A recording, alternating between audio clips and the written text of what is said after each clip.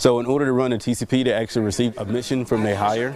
Once they got the mission, they went out, they did a good recon on where they wanted to set up the ECP. They picked a really good area to set up in right after the bend of a curve so you couldn't see it actually before you got there.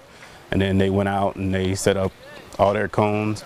They put out scouts before they could see people when they were coming up, and went ahead and started their practice, their rehearsal for it before the actual mission. My role in this mission was to actually act as the OP4, as the opposing force. So my role in the mission was to attempt to walk through the ECP without them stopping me, which did not work. They actually stopped me, detained me, made sure that they checked me before I went through. My favorite part of being in Tajikistan is just the culture. So you get to break bread with them. It's just amazing to see how they operate.